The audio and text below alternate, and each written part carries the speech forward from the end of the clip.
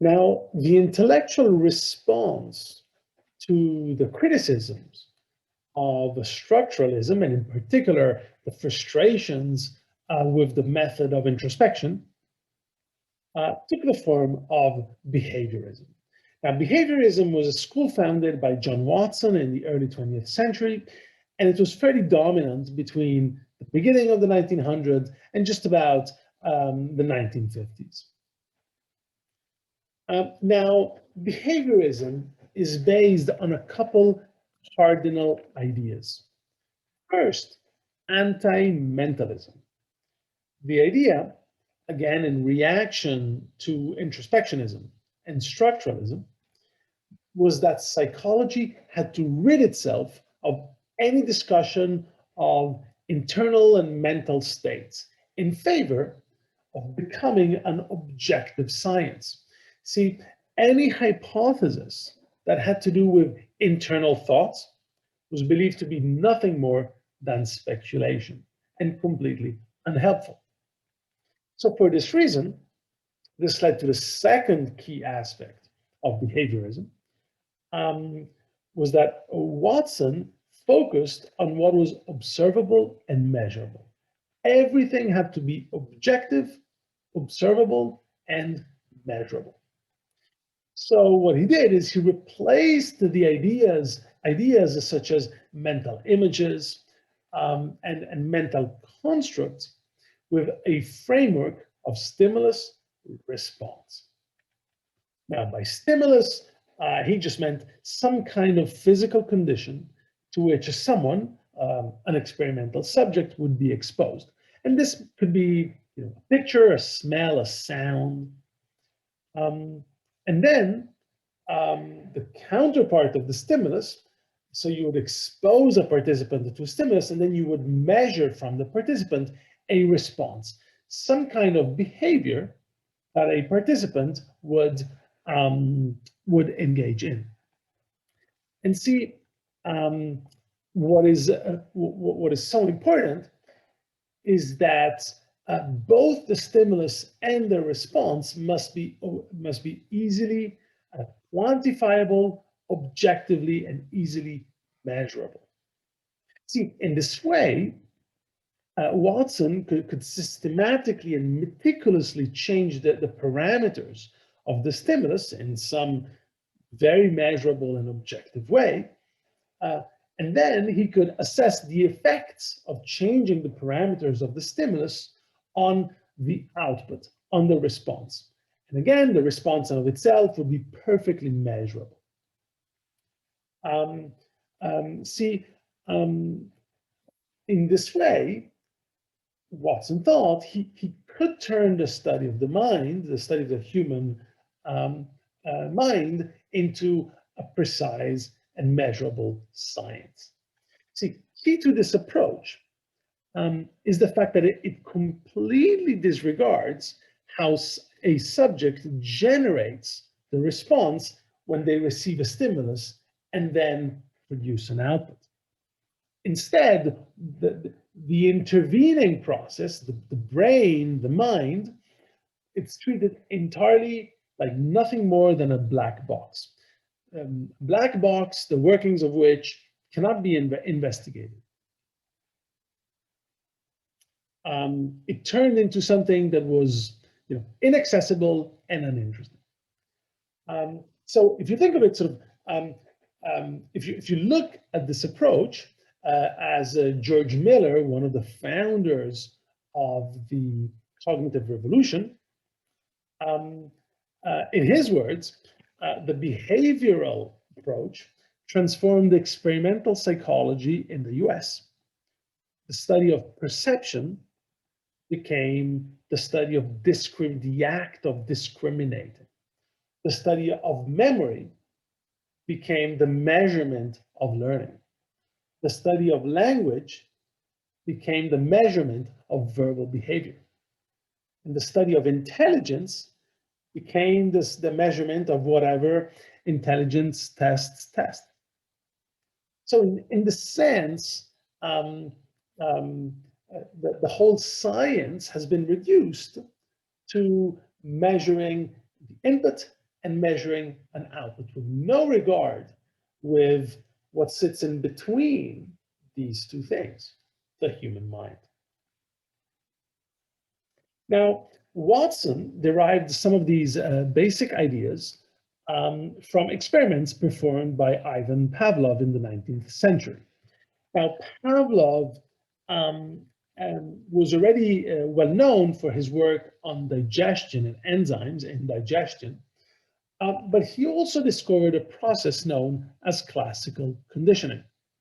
And the idea of classical conditioning is that you can induce in someone or in an animal an involuntary behavior. So you can induce an unconscious response in someone by using a stimulus that originally is neutral. However, if you take this neutral stimulus and you pair it enough times with some stimulus that would lead to that response, then now the neutral stimulus will get connected to that output, to that response, to that reaction. Let me show you an example. So here's, we have a dog, and we know that if you show a dog food, the dog will salivate automatically. So the food is known as the unconditioned stimulus, and the reaction, the salivation, is known as the unconditioned response. So these two things are naturally connected. This stimulus and this response, the unconditioned stimulus and the unconditioned response, are naturally connected to each other. Our brains come programmed with this in them. Now, you can take another stimulus, a neutral stimulus, a bell, and if you ring the bell, it doesn't produce any response, or at least it doesn't produce any salivation. The bell is neutral. It doesn't lead to any response in terms of salivation. However, if now you pair the bell and the sound and the presenting of meat, so what you do is do bell, ting, bring the meat, and the dog salivates. Bell, ting, bring the meat, and the dog salivates. Bell, meat, salivates. So what happens now is that the dog learns that the bell is predicting the arrival of food, and so the dog starts salivating in response to the bell, because it knows that food is about to arrive. It has learned that the bell predicts the arrival of food, and so it might just as well start salivating. And so at this point, the stimulus that was initially neutral, that through being paired with another stimulus, is now capable of eliciting the response of salivation, is known as the conditioned stimulus. And salivation in response to the bell, in the absence of the presence of food, is known as the conditioned response. See, what was so enticing to Watson about this approach is that it requires no attribution of mental states whatsoever to the animal or to whoever is being conditioned.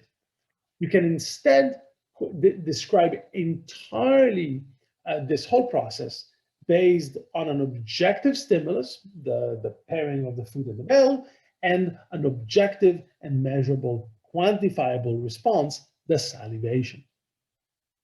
The dog, in fact, doesn't even know that this pairing is happening. It's completely unconscious. When this happens to us, it's completely unconscious.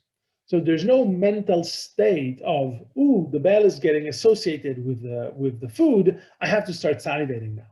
It's entirely unconscious. And see, so Watson felt that here was a means for explaining psychology in terms of laws, of scientific laws that concerned the relationship between some completely objective and observable phenomenon, an input and an output. So finally, psychology is geared to become a science. Now, in addition to that, these experiments also led to the third main aspect of behaviorism, which is the idea that behavior is entirely learned. Behavior is not innate. Or in other words, we come into this world tabula rasa, as Aristotle would say. We come into this world with a completely blank slate in our mind, and everything we know, everything we are, we learn through processes such as conditioning. And now there are two main processes of learning, or at least two central ones, which are classical conditioning, the one you have just seen, and instrumental or operant conditioning, which we'll see in just a moment. Now, and indeed, if you think of it then in terms of big questions in psychology, in the nature versus nurture debate, behaviorists were strongly in favor of nurture. In fact, they thought that's all there was. Famously, Watson once said, "Give me a dozen healthy infants, well-formed, and my own specified world to bring them up in," which means my own specified set of stimuli that these children will receive. And I will guarantee that I can take any one of them at random and train them to become any type of specialist I want. Doctor, a lawyer, artist, merchant, chief, and even beggarman and thief, regardless of whatever might be the child's talents, penchants, tendencies, inclinations, abilities, vocation, and race of his ancestors. I think it's a beautiful view. It's an extremely egalitarian view. We come into this world, we're all the same. The only difference between you and me, between you and your friends and your family member, is the set of learning, the set of stimuli you've been exposed to. And that has shaped who you are. Watson believed so strongly in the idea that behavior was entirely learned that he conducted a set of experiments to try to prove that he could shape behavior in young children.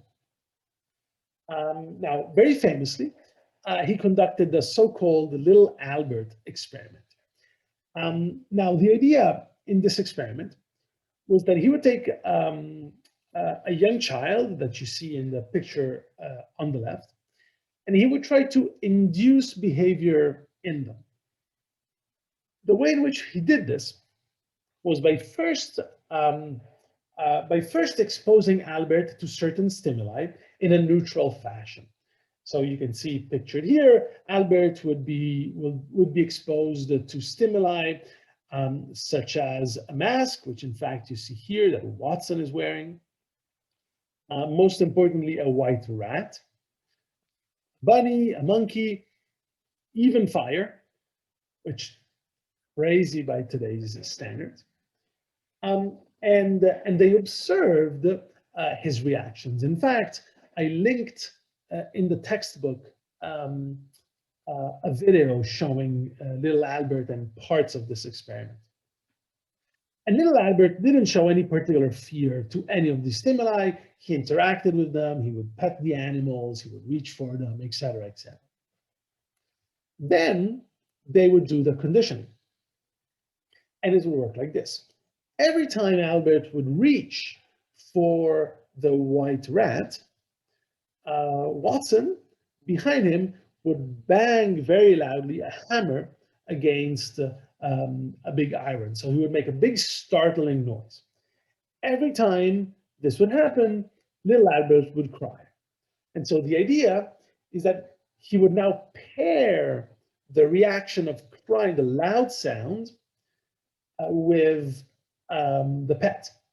with reaching for the white rat. And this would always lead little Albert to cry. So eventually, they were hoping that they would connect the presence of the white rat with fear. And sure enough, according to the report, little Albert then developed, or at least was said to have developed a fear of